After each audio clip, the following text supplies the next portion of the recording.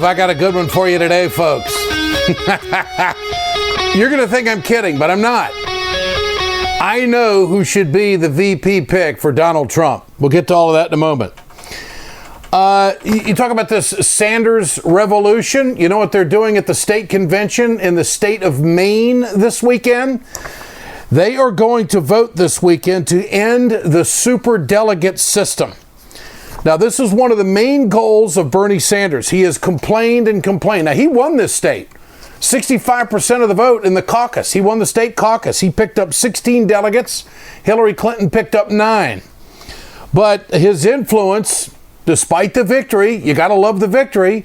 And in the wake of victory in Maine, Bernie Sanders has had an influence on these folks for the state party. The Democratic State Convention is going to take a vote to get rid of the superdelegate system. This is change. So had Bernie Sanders not run, who knows if this has happened. They're the first state to do this. I don't think that they're going to be the last. Republican news for VP Donald Trump. Numerous possibilities being thrown out. Rob Portman, senator from Ohio, has said, no, I don't want it. Rick Scott, Florida governor, says, no, I don't want it. Isn't it interesting that those two names float out of two very important states, Ohio and Florida? Sources around the former candidate and now Governor John Kasich are saying that if he was asked, he would take it. That would be a real conventional pick and probably a smart pick for Donald Trump. Trump wants somebody who has been in Washington, that knows the legislative process, that has a good reputation, can raise money, knows what to do, can work both sides of the aisle. That's what Trump says he's looking for right now. It would seem to me that maybe John Kasich might fit that bill. For more on that, let's turn to John Nichols, Washington correspondent of The Nation. John, good to have you with us. Great to be with you, Ed. Your thoughts. Throw some names out. Give me some ideas. I got one. I'll talk about it in a moment. Your thoughts. Well, I hope I get close to where you're at, Ed. Look, for Trump, there's the possible names, and you've mentioned a couple of them, but there's also the big problem that a lot of these people are going to say no. They don't want to go down with this ship. Yeah. And so Trump is going to look, as he has said, for somebody conventional, for somebody who's a politician. He always has the option of Chris Christie. Christie wants to get out of New Jersey. He is a governor. He needs to get out of New Jersey. Yeah, he does. He wants out fast. He's got some bad, folks. He's got some bad numbers in New Jersey. You can't get around it. Oh no, and he wouldn't help the ticket in New Jersey. But he's a fighter. He's a scrapper. Trump might like that. Yeah. If Kasich would do it, Kasich's a very smart choice. There's other ones that Trump's clearly looking at. Susana Martinez out of New Mexico. CNN reports that she said no. Well, of course. I mean, I think there's going to be a lot of no's there. That's the problem. Yeah. Portman. Now, here's the most incredible thing. He put Rob Portman on that list. Can I just, one little deviation here.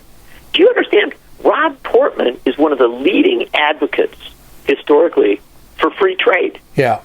Portman has been, way out there in front for these trade deals historically. He was also the former White House budget director under George W. Bush. Mitt Romney says he's not going to support Trump. That's line driven or written in the sand. Then there's two other people. And Bob Dole says he will attend the RNC in Cleveland, but he will not support Trump. And both Bush 41 and 43, the former presidents, they say that they're not going to be involved in the campaign this year. They didn't diss Trump. They just, didn't say, it's not our game. That's a huge diss, Ed, because you realize that you show me a situation where former presidents of a party are not backing the nominee of that party.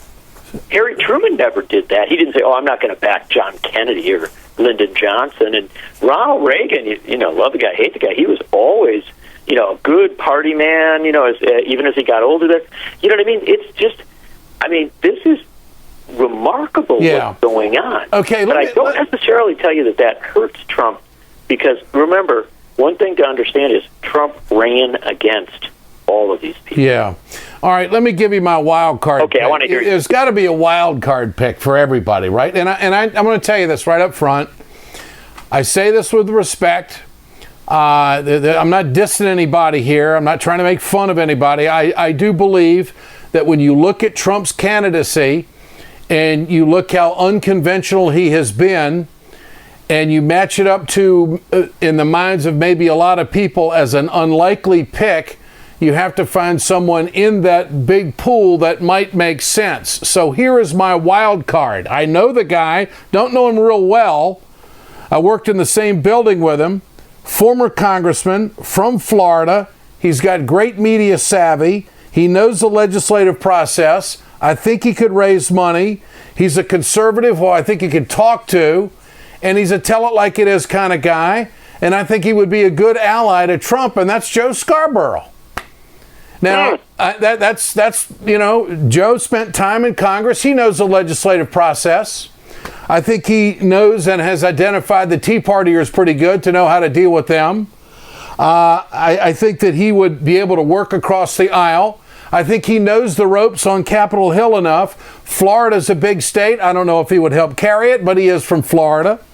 He's got the media savvy. He would be able to explain a lot of different things that Mr. Trump wants for the country. Whether they match up or not, I have no idea. But I think as a wild card, Scarborough would be a good consideration by Donald Trump. Well, here's the interesting. I'm not looking for your endorsement on that, because John Nichols, because some people might think I'm freaking crazy for saying that, but I'm not, and I mean that seriously. I think that guy should be in consideration. I mean, I think he fits in the mold of kind of, this is an old saying, but out of the box of Trump, if you know what I mean. Well, and what you're doing here, Ed, is a speculation that expands the circle. And why that is significant is because I think Trump is going to get a lot of no's from the predictable list. In fact, I can't even believe that his aides let him put out, Portman and Martinez when you knew Portman and Martinez were so likely to immediately say no. Well, Trump wants somebody outside of Washington who's done something in business. Okay? Trump wants somebody that's not beholden to anybody in Washington as of late. Let's put it that way. That's your key, but Ed, that's the key. He has acknowledged, and I think he's right about this, that people are going to have real doubts about whether he can, handle that city. And so he said he wants somebody who knows their way around. Now, that the idea of a former becomes very interesting in that regard. And some other people I might put in the mix, right? If you're going to start talking that way, you could talk about a media personality. That's a possibility. I would also look at former cabinet members, former, people who not necessarily, they don't have to be a former senator, former House member. They can be people who were around administrations. You're right, it could be media folks. I don't think the idea of running Trump with another business person is a good idea, because that I don't think that just reinforces. Well, he's pretty much said that in an interview recently. He said, he thinks he's got the business thing covered. But this is where, if you'll remember, a little bit of history here. When Ross Perot was running really well as an insurgent third-party candidate in 1992, he picked Admiral Stockdale as his running mate. Yeah. And that took the air out of it. That did not help him. No, yeah. You got to get, and one thing about Trump in his most recent interview, I was watching the one with Wolf on CNN. He mentioned the legislative process. Now, what does that tell you? That tells you that, Trump knows he's got to get somebody from his office with some authority to go to Capitol Hill and do a deal. I mean, Trump this isn't an ego trip from the standpoint of he's just going to be president and see what happens. He does want to get things done. And so he's trying to apparently fit somebody that's going to be able to get in there. And it's the old term of the back room filled cigars. Somebody's got to know that environment and know how to twist an arm when you have to, know how to put your arm around somebody when you have to, shake a hand when you have to, have dinner when you have to. I mean, I think Trump, I think he clearly understands that. Can I give you an example of another outsider who understood that? Another guy coming pretty much from the outside who recognized that? Barack Obama. When Obama was running, when he had that Democratic nomination secured, he was a guy who had been in the U.S. Senate only for a couple of years, and clearly was not a Washington insider. Now, what did Obama do when he was looking for a vice president? Who did he turn to? Joe Biden. And if you want to look at Barack Obama's successes as president, places where they were able to work with the Congress and actually pull things together, having Biden at his side was profoundly significant. And Obama is a much more, I think, mainstream, functional, focused person who had the potential to get things done in Washington than Trump is. But Obama still turned to somebody who had this immense experience on Capitol Hill, Joe Biden. All right. John Nichols, Washington correspondent of The Nation. What is the hot political story this day, John? Well, there's a lot of hot political stories this day. I got to tell you, I think it is the third-party conversation as regards what to do with Trump. And Senator Ben Sasse out of Nebraska has kept that a little bit alive by continuing a very strong anti-Trump message as a sitting Republican senator. I'm also seeing, I just wrote about Gary Johnson, the Libertarian candidate for president, who's making a major play for never Trump folks, for these Republicans that don't like Trump. So I think that that's a huge part of what's in play right now. I don't think that we have seen the end of the story of Trump's struggle with the Republicans. I think he still has some real risk there. Very profound. All right, now really let's play with the future a little bit. It's a fact that Bernie Sanders has millions of followers and donators, and it's a fact that he's had a real profound political impact on this election cycle. He has energized a lot of folks. If the Republicans come up with a third person, and the conventional wisdom is that it's going to walk Hillary Clinton right into the White House, why does it have to be Hillary Clinton?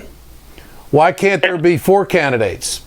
I mean, and I'm going to have Jeff Weaver on TV tonight, and I'm going to ask him straight up, if there's another candidate on the right that challenges Trump, and there's another option, would Bernie Sanders consider being a fourth candidate? I mean, John, if you look at the states that Hillary Clinton has won, the conservatives are going to win those states, a lot of them in the South.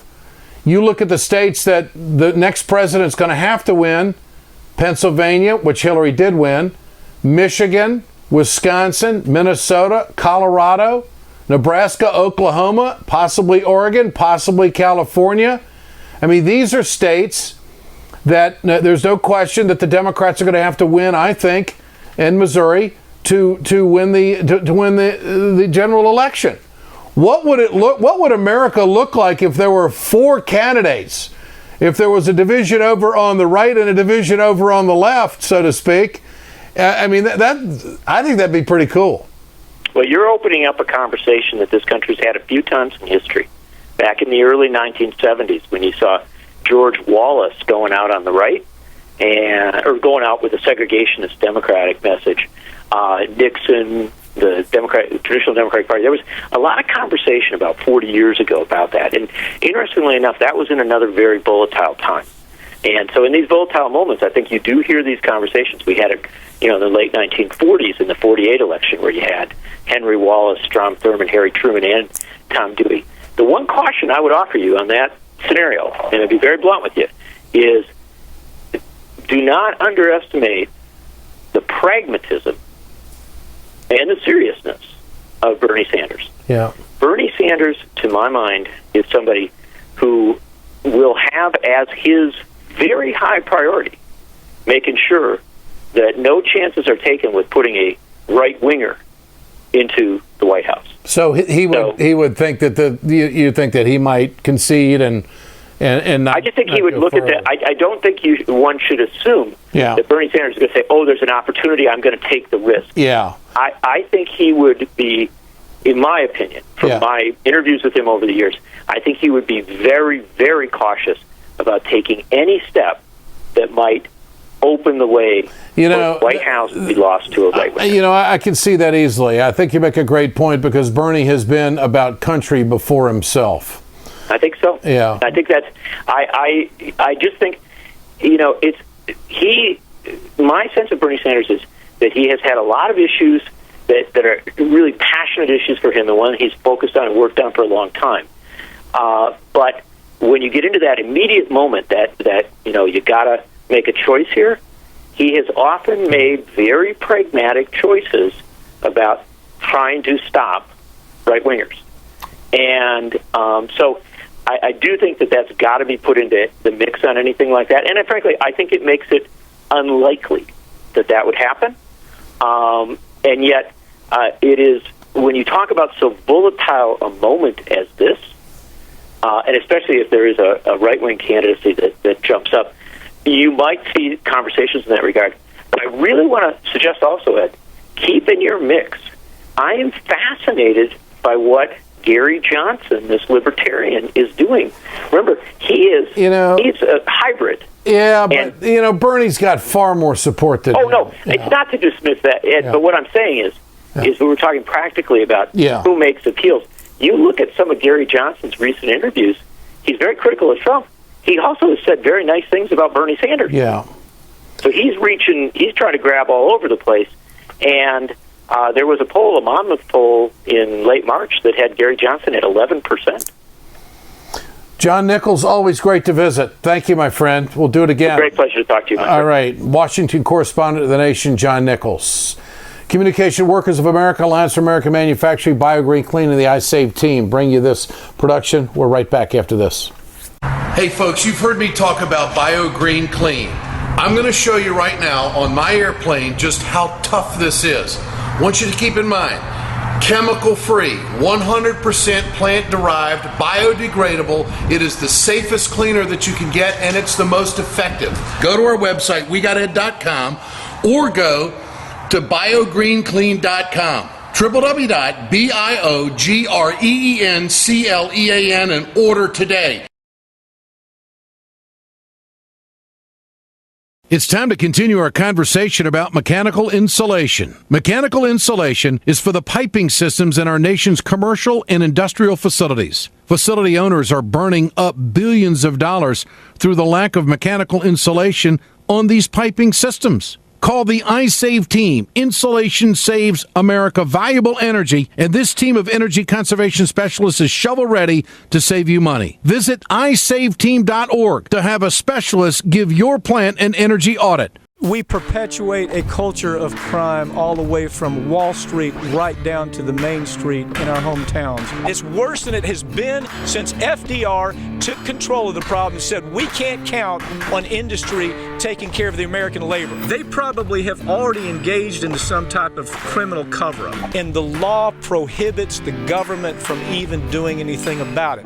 Catch America's lawyer Mike Papantonio on YouTube at youtube.com/GoLeftTV. So what is the candidate Bernie Sanders saying as of late with all of this conversation about, the Clinton campaign doesn't mind Bernie being in this thing as long as he continues to hammer away at Donald Trump, okay? And let's not get too sharp on tone. It's like the Clinton campaign is coaching Bernie Sanders how to be a candidate. Hold the phone. We got a long way to go yet. I don't care what the narrow window of opportunity is. In an interview with NPR, Senator Sanders says he's in this thing for the long haul. Well, we're going to stay in. We're going to stay in till the last vote is counted, and that will be in the primary in Washington, D.C.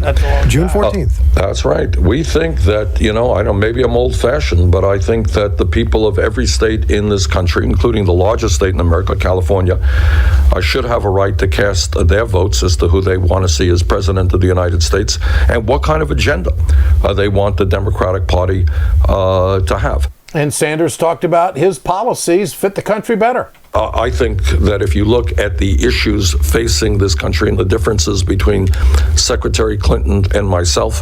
I think, my policies and my agenda will be better for the working families of this country. And second of all, if you look at virtually every poll that's out there, including one from CNN today, Bernie Sanders does better against Donald Trump than does Hillary Clinton. So if we want to make sure that we do not have a Donald Trump in the White House, I think at this point, Bernie Sanders is the strongest candidate. Did you hear what he just said, folks? He just said that there's a poll out there today that shows that he does better against Donald Trump than Hillary Clinton. Now, I want you to be fair-minded about this. Have you seen this on any of the networks? I don't see it anywhere. I just see this Clinton, Trump, Clinton, Trump, Clinton, Trump, Trump, Clinton, Trump, Clinton. That's all I see. And then I see polls up there about how Hillary would beat Trump, and then that's the end of it. I don't see any play at all of a national poll consistently in coverage on any of the networks that shows that Bernie Sanders polls better than Hillary Clinton up against Donald Trump. He says California is what it's all about. The path to victory is to do extremely well in the remaining states. And as you indicate, California, of course, is the largest state. And we hope to do very well there and win that state. Well, if they win that state, folks, it's going to be some serious street credibility going into the convention. There's no question about that. And it will push a lot of other states to think about the superdelegate system. There will be no communication, sources tell me, between Bernie Sanders and Hillary Clinton until after California. Interesting. They are serious about being it in for the long haul. And CNN reported that President Obama would get involved if the tone gets a little too sharp between the two candidates. Don't you love all this coaching going on? I can't stand it. I like knockdown dragouts. I mean, look at the things the Republicans have to overcome. They've set the bar actually pretty high, haven't they, when it comes to ripping into people? I think that both Sanders and Clinton can take a little bit more. Let's get a fight to the finish. This is Ed Schultz News and Commentary. We're back tomorrow.